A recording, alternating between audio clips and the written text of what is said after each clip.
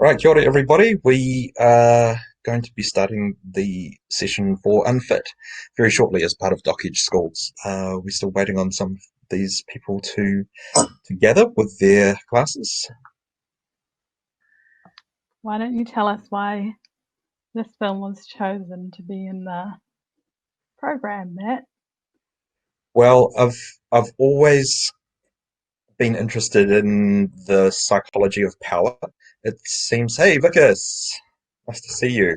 Well, nice to see your chat there. Alicia just asked me a question about why this film was selected.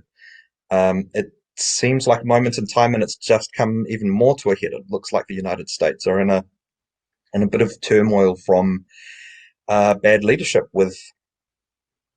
um, with COVID, with some racism issues within their system, and problems with the policing there. Um, and this was even relevant in our last session where we talked about if you ignore problems, they don't just go away. You have to deal with problems as they come up, and usually when they come up, they're smaller and more easy to deal with, and it just takes a little bit of hard work and understanding from all parties. But if you leave them, they get worse and worse, and people grow farther and farther apart, and the conflict gets more and more. So that's been happening in the United States for a long time, and everyone keeps passing the buck rather than solving the problems. And now we're at a stage where it looks like President Donald Trump only cares about himself. This is my opinion, um, but that's what I've observed. But in this film, you'll see that there are some psychologists who back that up because they can see that there's a personality type that is very similar throughout history, and if we don't recognize the patterns of these types of people getting into power, then that could have big consequences for all of us. Anyway, that's a long winding answer to a very short, simple question. But for the moment, I think we're mostly here. Um, Firstly, I'd like to thank the Ray Foundation for making this possible, especially in the age of COVID. Like we miss you, Evans Bay Intermediate. We wanted to come down to Wellington and have a nice Roxy theatre session with you, but this is just not the way that the world has turned this year, and we hope to be back next year. But maybe we can do a little bit of both. So yes, the Ray Foundation have made this possible. I'd like to thank everyone at Doc Edge for working so hard in the background, and particularly Alicia Adar, who is the new schools coordinator. And yeah, so if you have any questions after the film, we'll just either push that speak icon or type them in the chat. But for the moment, we are going to paste the link to the film in the chat box. And if you could click that, it'll either take you straight to the movie or it'll ask you to sign up. I'll give you sign in with your email address and your password. If you could do that now, just let me know if you've got any problems in the chat.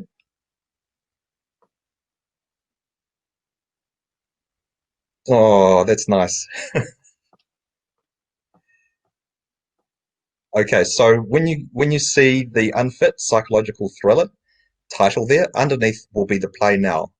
So are we ready to push play? If you can type in the chat if you're ready to push play. We're very lucky because we've got a senior lecturer in psychology from Auckland University afterwards to talk with us. So yeah, allow about 20 minutes after the session, and all of the students can ask questions of Danny Osborne, who is an expert in political psychology.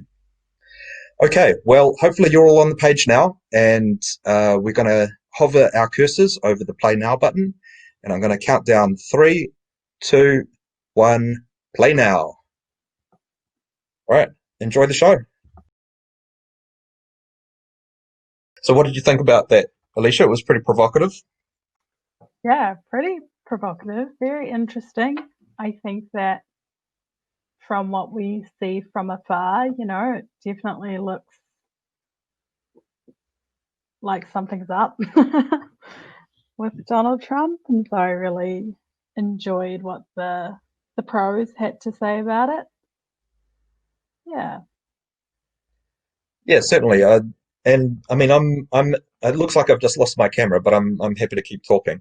Is Yeah. the um, I'm always interested with the spectacle of politics, and there was a comment there. I think it was from Scaramucci, who was his press secretary for 11 days. He said Donald Trump is wicked smart, but that's not necessarily the persona that he projects, uh, and it makes you wonder if he's maybe acting a little bit dumb, or he's trying to reach as many people in America who perhaps don't have higher education. Which, ladies and gentlemen, if you are in the audience and you're a student, you should pursue higher education because it allows you to see through this kind of facade, this kind of act. Um, it's yeah, so it's hard to tell. Like without there actually being a proper diagnosis, we don't know if he is actually suffering this kind of malignant narcissism, which the others have diagnosed him with, or if he's just trying to play this role and he's copying from other world leaders to get as much power from the uninformed as possible. All right, looks like we have Danny Osborne join us in the room. Yes. Danny, if you're able to the blue camera icon, we'd love to have you up on camera. My connection is dipping out a little, Alicia, so if you want to help There we Danny go. Cool. troubleshoot anything there. Yes. Hi, how are you? Hi, everybody. My name is Danny Osborne. I'm a lecturer at the University of Auckland, and I teach political psychology. Fantastic. Well, it's a real pleasure to have you here, Danny. Have you had a chance to watch the movie? Yes, I have. Awesome. So on first impression, what what do you think is up with Donald Trump? Are they correct? Yeah, that's a big question, right? Mhm. Are they correctly diagnosing him? Is he putting on an act? Um, are there other factors at play? Is he losing his mind? Has he lost his mind? Well, I guess taking a step back and full disclaimer, I'm a political psychology lecturer, so I don't actually have training in clinical psychology. So I can't speak to the diagnosis side of things. I think I kind of tend towards what you were just saying a few minutes ago in terms of the difficulties in untangling about whether or not Trump's playing this role to secure more power, or if it's an actual sign of like a clinical disorder that he may be suffering from. So that was kind of my first take in terms of maybe being a little more reserved in making these kind of armchair diagnoses. It's incredibly difficult to diagnose a public figure because all you're seeing is the public displays. So we don't know what Trump is like behind closed doors. In terms of um, the political psychology of it, though, that's more your area of expertise. Would you say that his behavior, at least, is replicating other historical figures to create a political environment to control a lot of people to his agenda? I mean, I think generally just looking at, long story short, I would probably agree with that. Yes. There's a lot of concerning behaviors that he's done, countless concerning policies that he's enacted, failure of leadership. I mean, the list just goes on in terms of the serious implications. Not just the U.S. is suffering as a result of this election, but really, I mean, we're seeing the global repercussions of electing somebody with no political experience to the highest office in the United States. And again, whether or not he's playing this role, I mean, there's some evidence that he's very, very savvy in terms of the types of people that he wants in his political cabinet. Like he wants people who look like they fit the role. So he's very, very aware of that public persona. And I think I wouldn't undercount that savviness in terms of what we're seeing him publicly do. What he's doing privately, I think that's where you need to start to question whether or not you can make a diagnosis based on his behavior in private. But unfortunately, we're not privy to that information. Mm. Which that's an interesting aspect of it, because on the David Letterman show, he seemed like he was very articulate and kind of knew some of the nuances going on in the background as well. So, yeah, I mean, where do you think his type of agenda is going, and how will it manifest in the United States and around the world? Well, I mean, this next election is going to be incredibly important. So seeing how this next election plays out, and looking at the poll numbers at the moment, it doesn't look like, I've ate my words before in terms of Trump's chances. When he announced his candidacy, my friends and I, who are all political psychologists, we thought that there was no way that this person would ever even make it past the initial stages of the candidacy. And then, lo and behold, 12 months later, he's the sitting president. But I think right now the writing's really on the wall that he's not going to get reelected unless something major happens, like suppressing voter turnout. I think that's basically his one option for securing a reelection is suppressing voter turnout. Do you think it's always been, his actions have always been motivated by political power or by personal power? It seems like he just wanted to accumulate wealth, and as a follow-up question, do you like? There's been talk of how there's been Russian influence in the last election, and social media. With the digital revolution, there's been some tampering with the information that people receive through social media and such. Do you think that he's a puppet, or he's being manipulated by Putin, or do you think he just tapped into a certain psyche of a group of American people who felt like they'd been left out or disenfranchised by the political, by the Obama, Clinton kind of political left? Mm-hmm. Well, I guess to the second part of your question, whether or not Trump is one of Putin's puppets, I don't think so. I mean, the evidence is overwhelming that Russia meddled in the 2016 election. I don't think that's disputable. Pretty much all outlets at this point agree that Russia did meddle in the 2016 election. But the reason that they meddled was most likely to sow political discontent, which the election of Trump obviously has succeeded at that aim.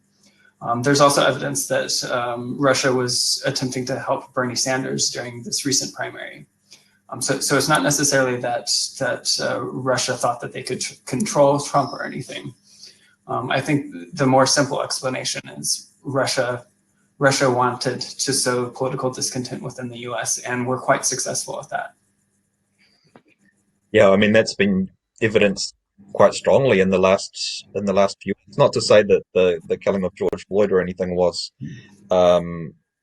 designed by Trump or anything like that, but the continuing discontent with the governance from the US, it certainly seems like the tensions have been ratcheted up incrementally over a period of time, and people are sick of it. But from Russia's point of view, America has turned their attentions from kind of their hostilities to the outside world, the Middle East, and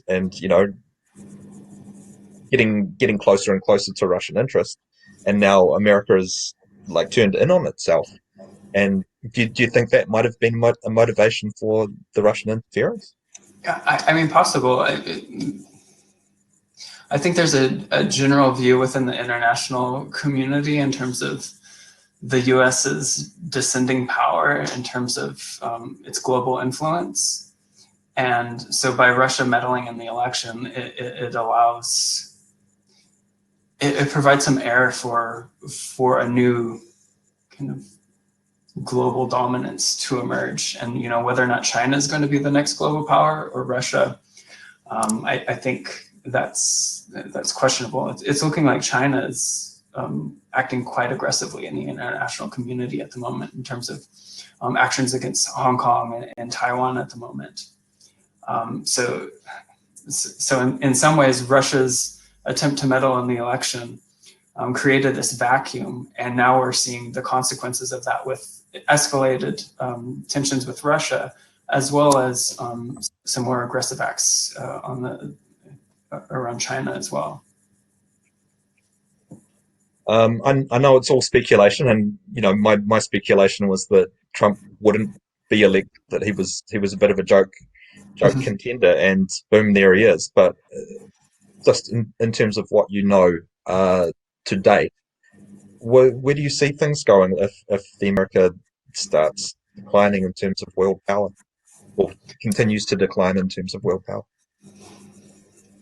I mean, it's pretty difficult to predict what's going to happen. I do think that China has a good shot at being the next superpower. Russia is also a likely strong contender. I mean, unfortunately, if we use history as an indicator of what's to come, the world doesn't look so great in the next 20 to 30 years. This is, once countries start to lose power within the international community, that's where you start to see wars and other quite aggressive and hostile actions towards other countries. So unfortunately, things don't look too terribly optimistic for us in the future. Well, with that in mind, would you say that if Trump was voted out or even removed from power, would you say that there would be a little bit more of a stable environment, or do you think that would cause even more instability? I think probably within the international community, removing Trump from office would bring quite a bit more stability. I mean, Biden's got 40 years of experience with politics under his belt, lots of international relations stuff. In that sense, it will bring quite a bit more stability into the system. But I think another thing that the Trump election has shown everyone across the globe really is that it just takes one crazy election for the entire system to be thrown a whack. The checks and balances that the United States was set up on, this latest impeachment trial was a joke. I mean, the Republicans refused to allow witnesses to testify to Congress. How is that an effective checks and balance on the White House? So in that sense, the precedent that Trump has set really leaves a big question mark in terms of the stability of democratic institutions like the U.S. Is there a clause within the American political system, or this whole title of unfit to serve? Is there something that exists within American politics to remove someone who is not psychologically fit to be in office, or is it something that needs to be instituted or implemented better? I believe there is is it the 22nd Amendment or something? I think that there is something in the Constitution about removing a president due to the mental, due to being incapacitated. So it exists within the framework, but whether or not that's something that will actually eventuate, I think that the latest impeachment trial shows that you have an incredibly high hurdle to jump in order to remove a sitting president. Yeah, and it seems like some people have been trying very hard. I mean, the filmmaker here is doing the level best to make change by showing some patterns of behavior throughout history and to serve as a warning. I think there was one of the interview subjects He was the author of a book called Duty to Warn. So, people are feeling like it's their duty, it's necessary to point to some dangers for us all if Trump continues the way he's going. Um, what what do you think, Alicia? Well, you saw the movie. Were you frightened and inspired? Where did you land? I definitely had some very wow moments. Um, yeah, that's for sure. It certainly interested me, the comparisons that they made to Donald Trump and like past dictators. So yeah, I think I'd like to know your opinion, Jenny, on like how you feel like this mirrors instances in the past and if we can even avoid it, history repeating. Yeah, I mean, in some ways, the democratic institutions that have been established are an attempt to prevent something like this from happening. But I think something like Trump exposes the frailties of those checks and balances. And I mean, as sad as it is, when it comes down to it, it looks like, both parties are primarily concerned about maintaining their power within Congress or within the Senate, etc. And you're never going to remove a sitting president when the Senate is also controlled by the same party. So in that sense, the checks and balances that the founders of the US had initially set up are, the benchmark has been set too high, I think, for removing a president. And I mean, I was going to say there's been 44 presidents where the need to remove wasn't necessarily as compelling as it is now. But I mean, Nixon was a pretty horrible president. Hoover was a pretty horrible president. There were other presidents in the past who have been quite ineffective leaders. It's just, I think, at the moment with global warming, with the coronavirus pandemic at the moment, there's just so many, with the George Floyd Black Lives Matters protest, there's just so many different instances that you can point to that raise concerns about this current administration, and have remarkable similarities with other authoritarian leaders and dictators throughout history. Yeah, I mean, it is all certainly very concerning. Um, if you had some advice for young people who are maybe a year or two away from voting or have just started engaging with the political system, um, or maybe even considering that maybe voting isn't the most effective way to engage with politics, I mean, where would you start to uh, direct them or give them advice or offer suggestions about what they might read or listen to or watch to try and get a bigger worldview about what's happening and perhaps understand that it's not just one man and one point of time. Mm-hmm. In terms of the voter turnout stuff, I would probably point to Brexit and Trump and say, this is what happens when you don't vote. Your views aren't represented. And unfortunately, we know that there's a variety of things that lead to groups being underrepresented within democratic institutions. So things like inequality within a society, that has a direct impact on who votes. Not surprisingly, in unequal societies, the wealthy are more likely to vote than the poor, which in turn leads to greater tax cuts for the wealthy, which in turn exacerbates the income gap between the wealthy and the poor.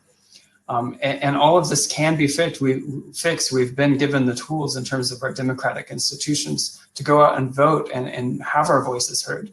The 99% movement is a great example of that. 1% of the population controls 40% of the world's wealth. That's an alarming imbalance of power and financial resources that 99% of the world has a chance to do something about. So I think it's a matter of sustaining movements like that and making sure that people don't fall prey to that faulty logic that one vote doesn't matter. Your vote does matter. You might not win a particular election, but your voice will still be heard. So we know from past research and stuff that, you know, even if a party that you vote for loses, it might actually bring the electorate further to whatever side you're on. So if you support right-wing parties and a left-wing party just barely won, they're going to take note of the fact that they barely won that election and then move closer to the right for the next election.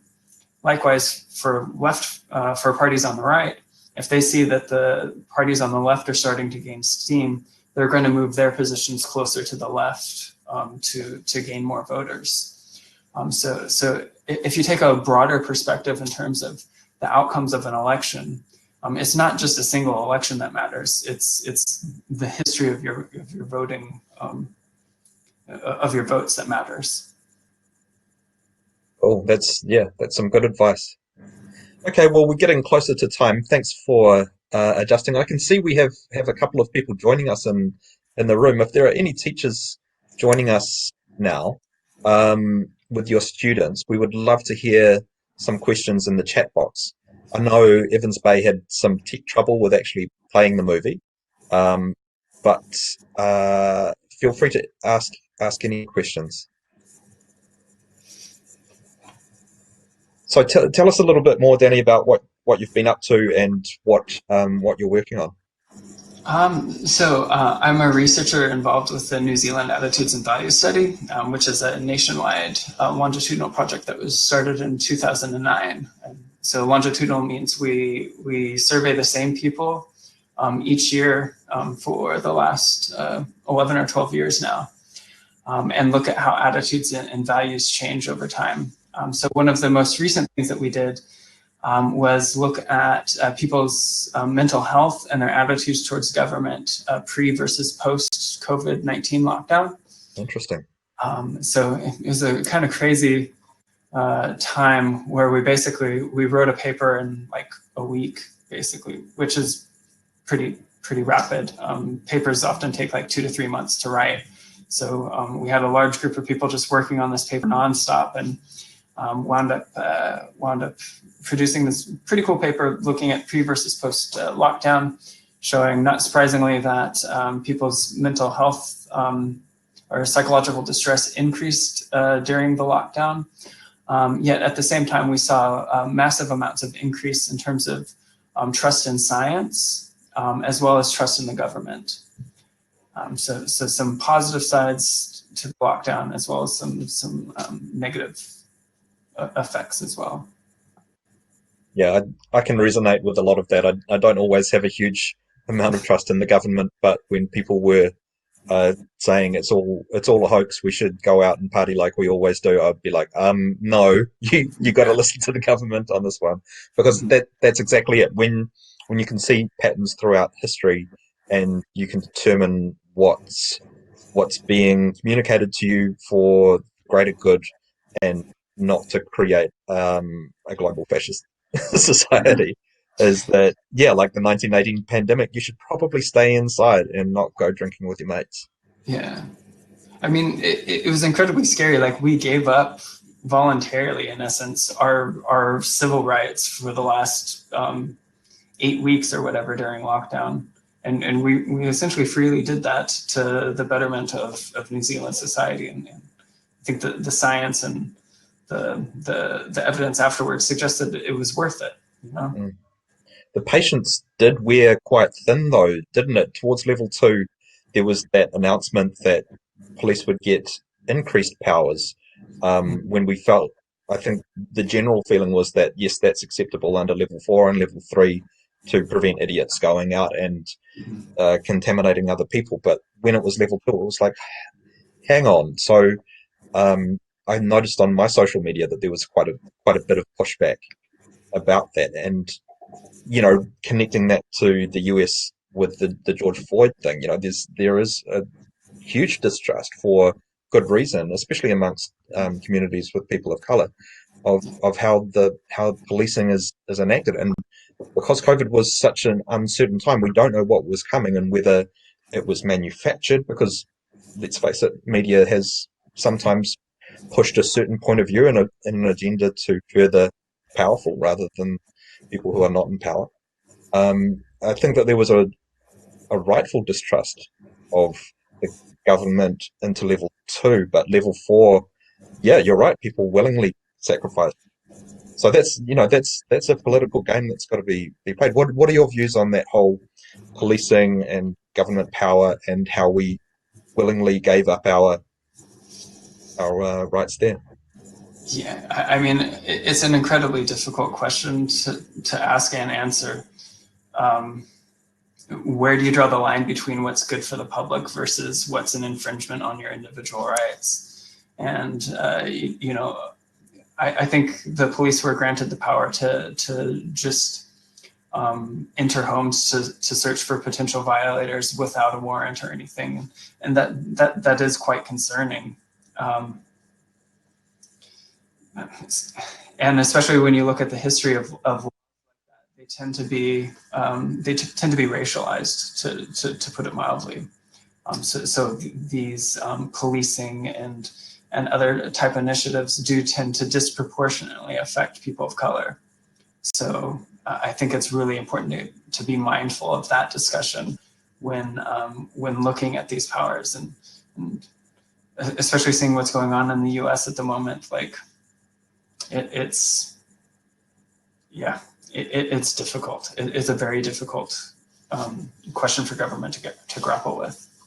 And I think they eventually did. And the police here actually expressed reservations about having so much power, which shows you how lovely it is to be in New Zealand rather than the United States.